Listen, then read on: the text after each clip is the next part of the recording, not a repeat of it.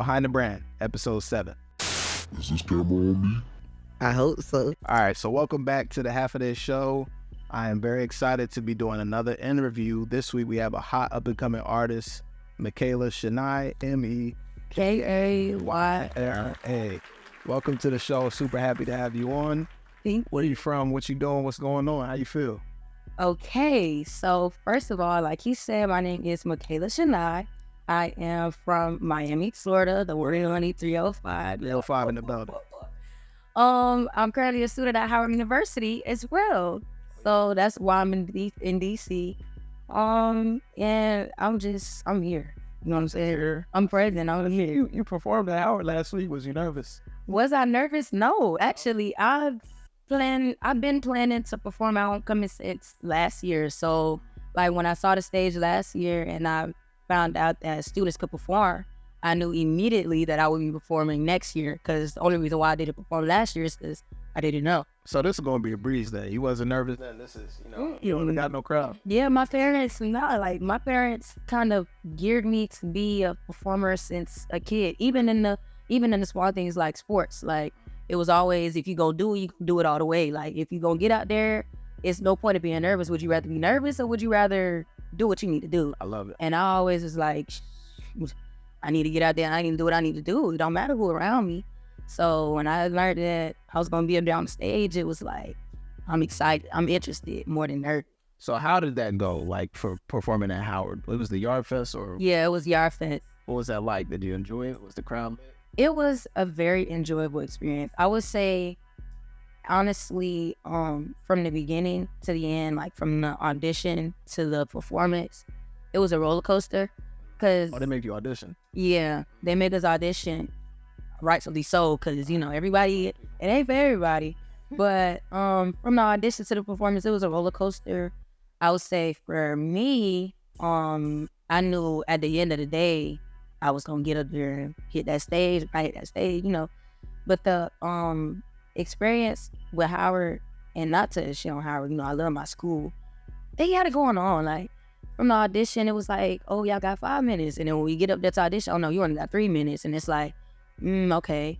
And then after the audition, it was being no information. So we just winging it. Yeah, and it kind of felt like they demeaned us as artists kind of a little bit. Like, they put that student in front of it, like student artist.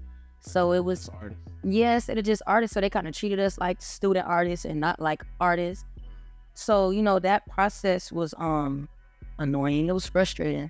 But like I said, at the end of the day, I'm like, whether they tell us I got 5 minutes, 10 minutes, or 1 minute, I'm going to get up there and I'm going to have fun. And at the end of the day, it was fun. Like, up there on that stage, I rehearsed my little thing. But when I got on stage, it was like, fuck that rehearsal. Like, I got up there, I just did what I wanted to do. What you do? Yeah, it was fun. I could have seen it. Yeah. You feel me? It was fun. It's always going to be more. That ain't the last. Was that your first one? That was my first Yard Fest. Yard Fest, but that wasn't your first time performing for a crowd?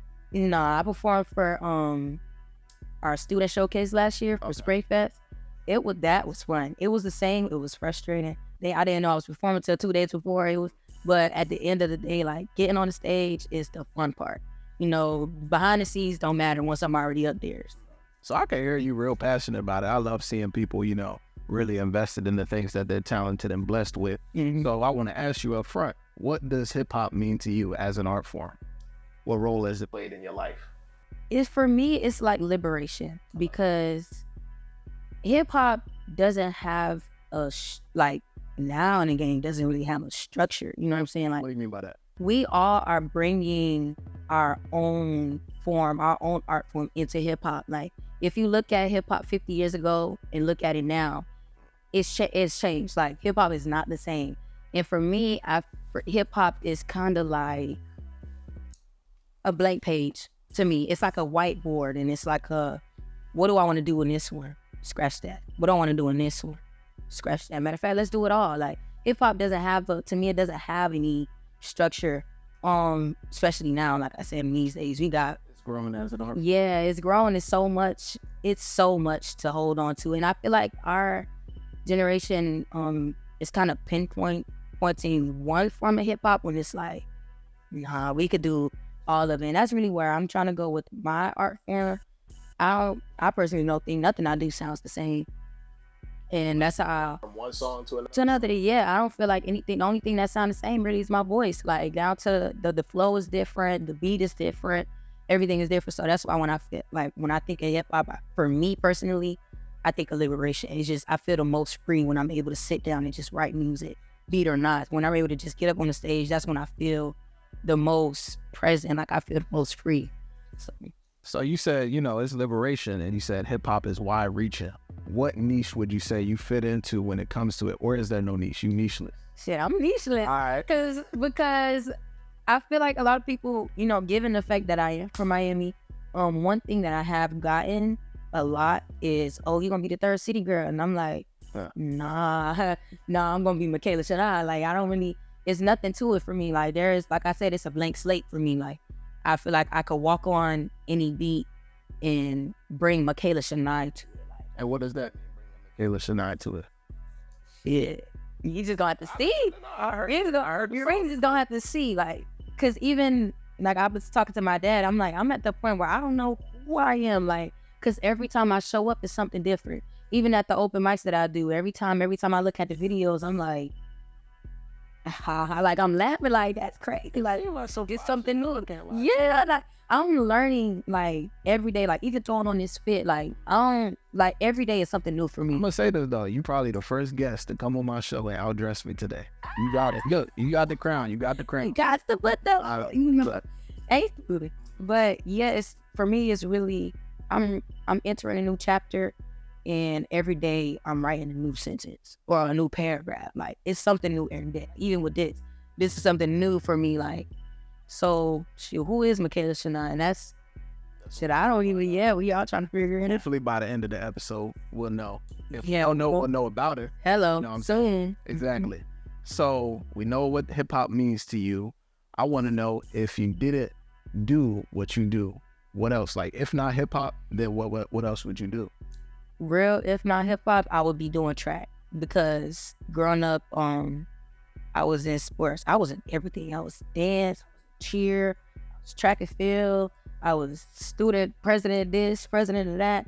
And for me, only reason why I really gave up sports, is because being real, I knew that wasn't my path. Right. Like I knew that I wanted to be an artist. And I would be doing track right now. Like if I didn't want to pursue my career in music, I would just be doing track. And that's not what I want to do. I enjoy my freedom, like I said, I enjoy liberation. And I find the most liberation in hip hop or in music. So I would be doing I would be at some track meets right now. I did shot put and discus, so I was a thrower. Okay. And it was fun. I still have a passion for it. Like if I had to, I'll do a master class, Optimus master class. But word. I had to get that up. I'm fucking up today. You got me nervous. Okay, chill. We just vibing anyway. Mm-hmm. So the music industry got a lot of people trying to break into it. What about your music stands out and makes it special? I sort of asked you, like, what does it mean to bring Michaela Chenai to it? But what about your music sticks out versus everybody else trying to get into it? The authenticity. I feel like the authenticity. Like when you hear me rap, I feel like you can hear who I am, and I personally don't think it sounds like I'm trying to be something.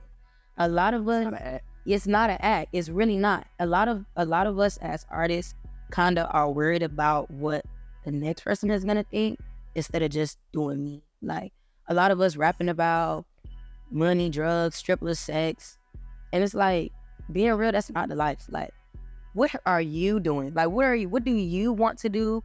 What do you want people to think of you versus you doing it because you see Lil Durk and them doing it, or you doing it because you think this gonna be on the next wave that's getting caught up, and it's like, no, start your own wave. So for me, I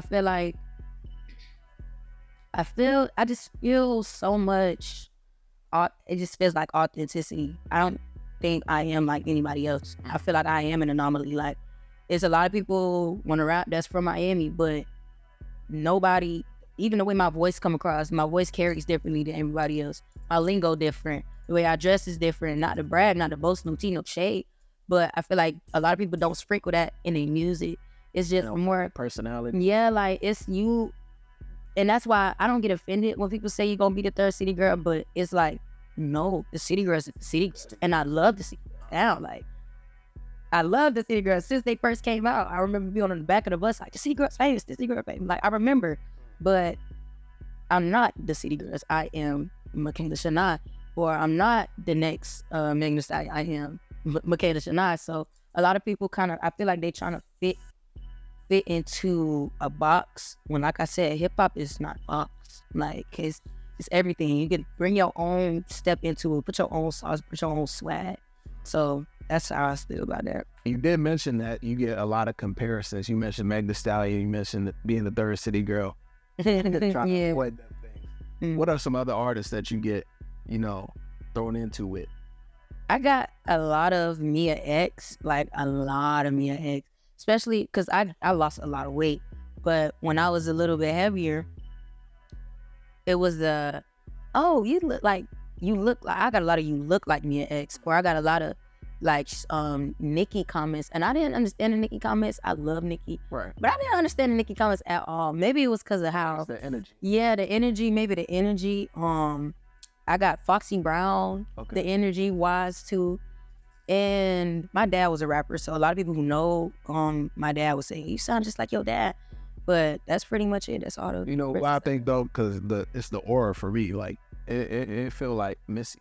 Oh yeah, Missy always came in swagged out. I love always Missy had the too. good, colorful energy. She's real funny. She real talented in many different ways. I think she would answer the questions the same way too, where she talking about hip hop is. You feel me? Anything. And Missy was really pushing that culture, and I feel like you got the chance to do that too. Yeah. And that's one of the things that's going to stand out. I was listening to your track, Reclaiming Your Time. Mm-hmm. What was it like, your creative process into developing that song? What's the relevancy there? I love that question. I think, okay, for me with music, I've been rapping since a baby. Like, I've been in the studio since a baby. My dad was a rapper. Yeah. So I'm not going to say that I always knew I wanted to be a rapper. I always knew I wanted to be famous. I didn't know what for, but Reclaiming My Time is literally what it is, because when I started recording, I had some people who would want to help me, and I kind of feel like it was for their benefit. So it was like I would spend hours on end in the studio, recording tracks all day, coming up with stuff on the spot, like doing all type of stuff, thinking, these people are going to help me, pursue my career. When really I feel like it was a offer show, like it was performative. And Reclaiming My Time came after a period. I feel like it came right after COVID, when I was like, damn, these niggas really, I'm trying to say niggas, but these people really, I wouldn't say they used me, but they kind of didn't see they didn't have the same vision. So it's like, okay, I'm not gonna say I wasted my time, but I spent a lot of time with y'all, feeling like y'all would help me out, or feeling like y'all had the same vision as me, and I only really looked up to y'all because y'all was adults. You know what I'm saying? I feel like adults got my best interest, but being real, nobody got the same vision I got, and I gotta stop expecting people to have the same vision as me. When this ain't the vision I have, is not something that I can say out loud. You just want to see it yourself. So Reclaiming My Time was like, I need my time back, and Make It Snappy said she want to sleep. When the next head honcho, it's like, really though, like, I'm getting my time back. Y'all either gonna see it, y'all gonna hop on the bandwagon, or y'all gonna watch from the bleachers. It is what it is.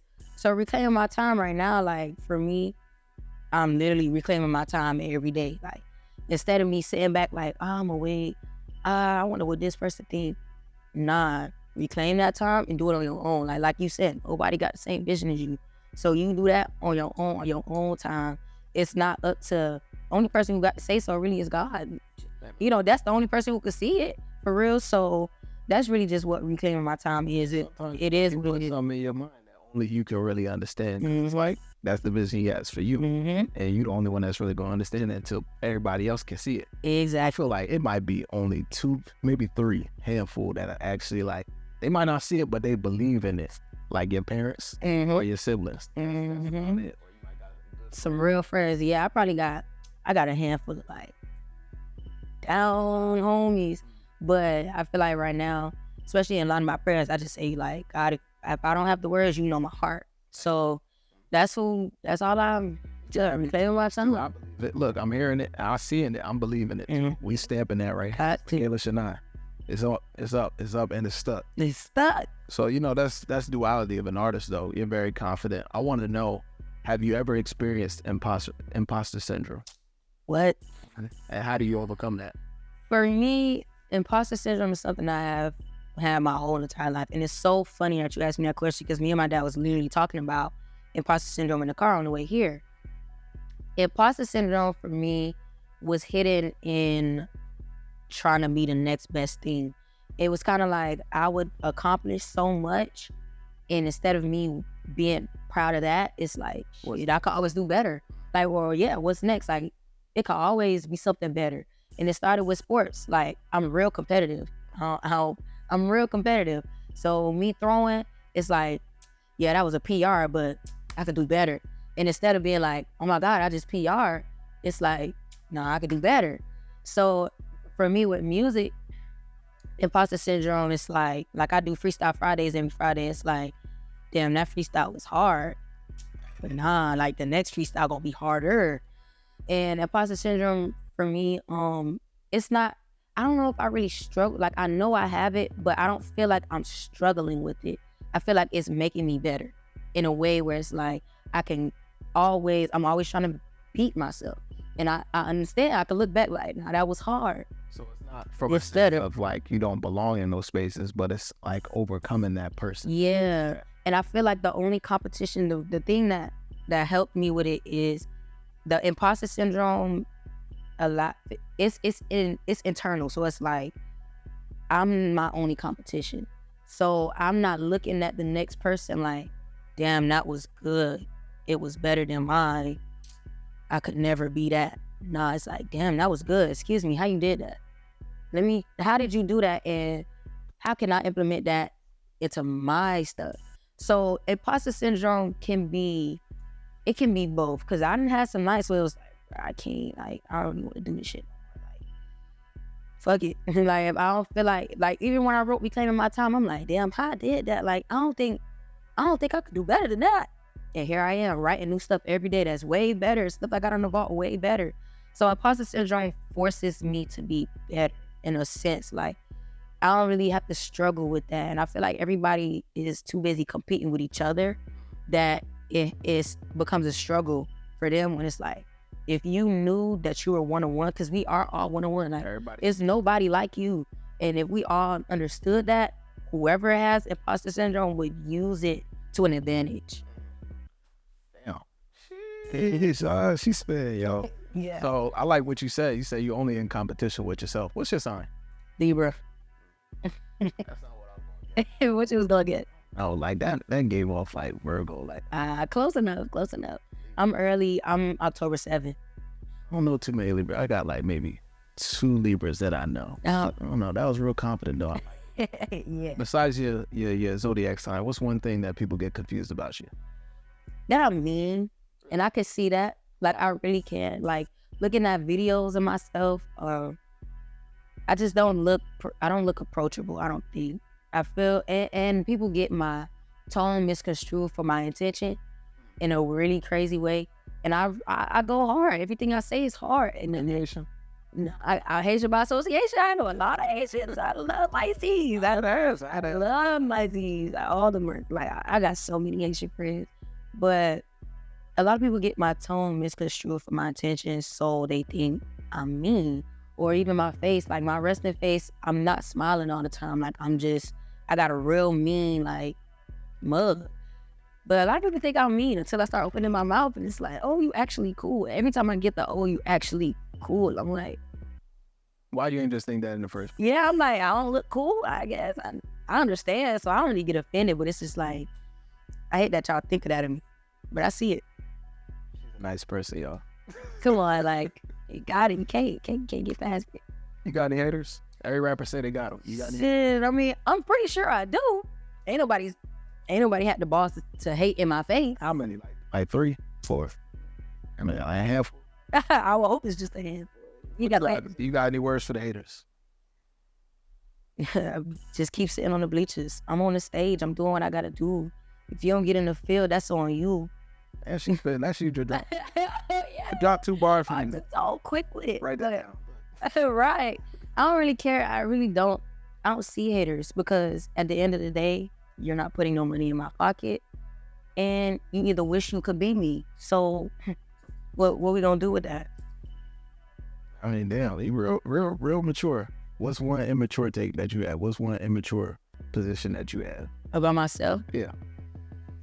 Damn, that's crazy. Cause I don't. I'm petty. My thing is I'm petty. Yeah. If it's fuck me, okay, make sure. Right. Stand on that. Stand on that. I would say, shit, I could be petty too.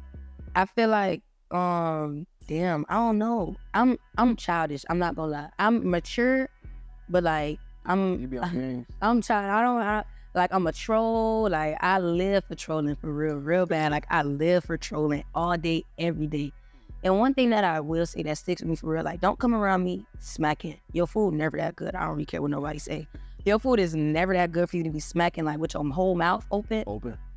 I cannot eat around people who smack. I cannot do it. And I feel like it was something, I thought it was something I was gonna grow out of, but it was just something that I had to deal with. Like my brother, shout out to my brother, Shout out to him. he smacked crazy. Like you would think, it'd be, listen, I used to be like, it'll be times where we at the dinner table eating as a family and I won't eat if he eating next to me. Like, bruh, your food is never that good. Smacking on a cup, drinking the juice, like, that's one of my biggest no. Oh, he do it. He your older brother or younger brother? Younger. He do it on purpose. He does it every time.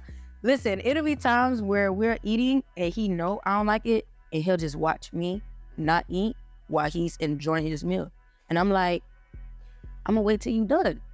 I don't care. Like, Jay, I don't care. You could keep eating, but I'm gonna wait till you done respectfully. Cause it got to a point where it's like, I'm not gonna ridicule you about it. Y'all gotta enjoy your meal, but I'm gonna wait till you done. That's funny. So we gonna go back to your creative process though. Mhm. What's more important? How you say it or what you're saying? How you say it, Break it down. and I'm gonna tell you why. You can say anything, but like I could say, oh, I love that shirt versus, damn, I love that shirt. It's the passion about it. And with rapping, Yeah.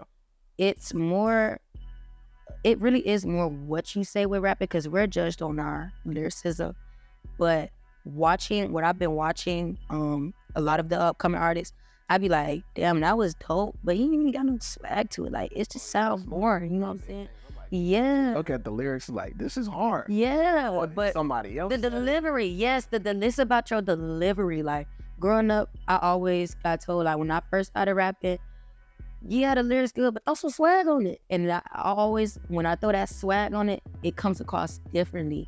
Like even when I'm writing my freestyles, it's like it's so easy to come up with the 16 or 24 bar. Now, excuse me, let me go over it and see how I could say this line differently. Let me see how I could say this line differently. If that'll add a little bit of swag, like it's like that that you put on it. So it's definitely how you say it. Man, I love that shit because like, you know, one of my favorite things in hip hop, especially because the women been killing it in hip hop right now. Like for a minute. Keep an eye out for us. We're gonna add another one onto that list soon. Chenai, you feel me?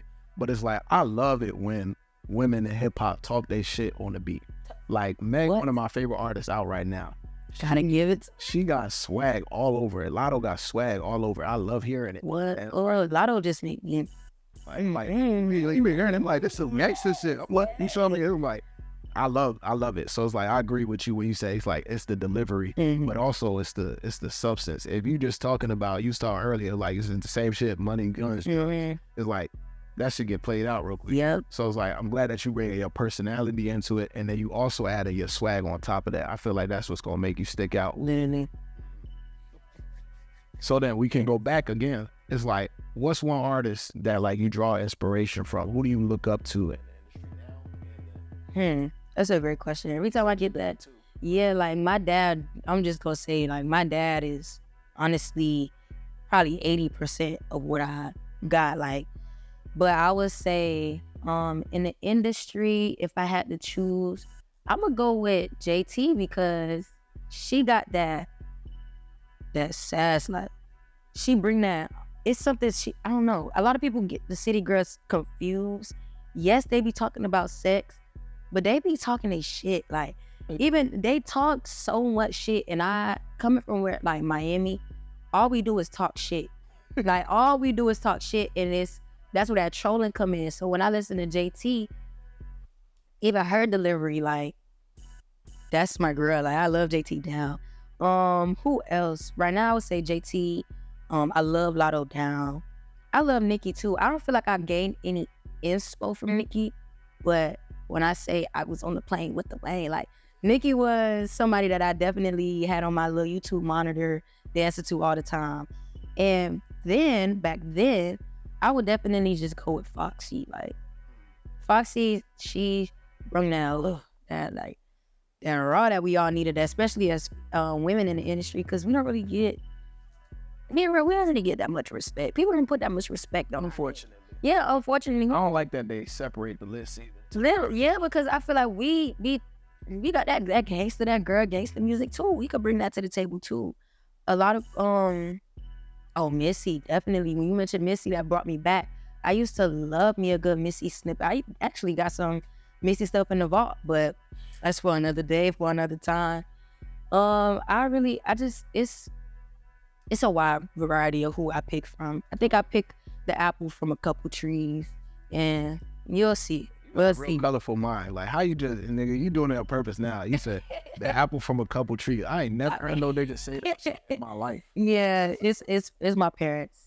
And they real prophetic. That's look, I can hear it. I can see it. I can see it. So then I want to also know, you play the instruments?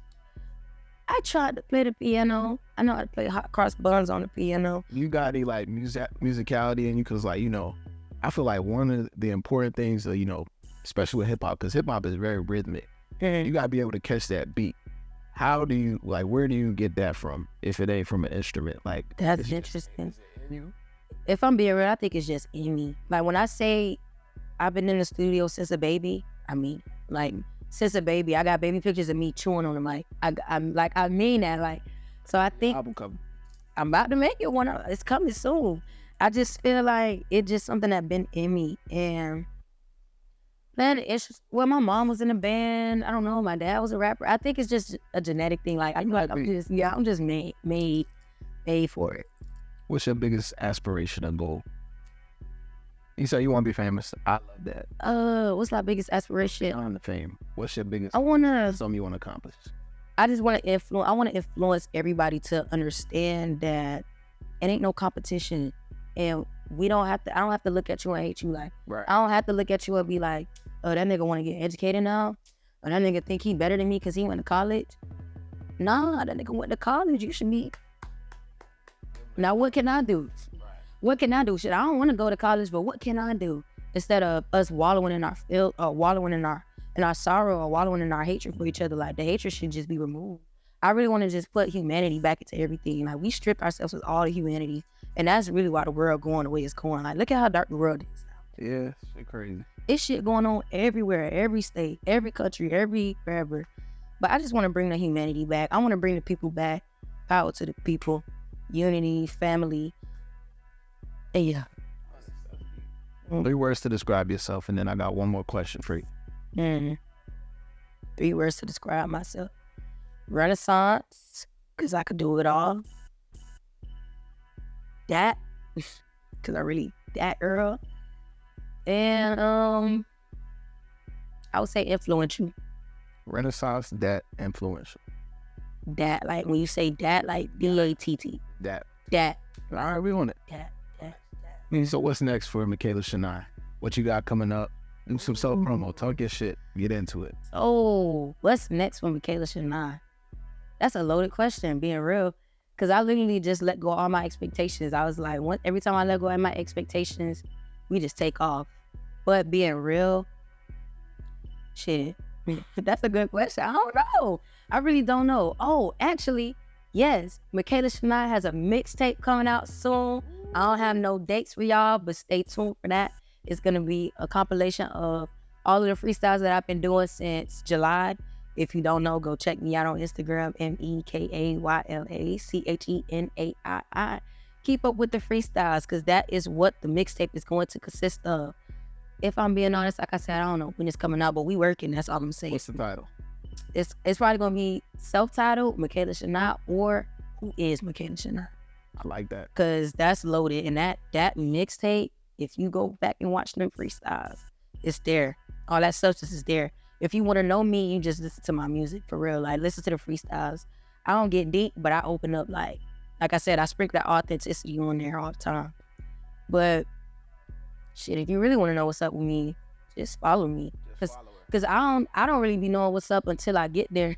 If I'm being real, every time I have an expectation, God be like, girl, be for real. Ain't no plan. You ain't got no plan. I ain't got no plan. So every time I just sit back and be like, all right, God, you got it. I know. Like that you keep God at the forefront. Oh, God's too.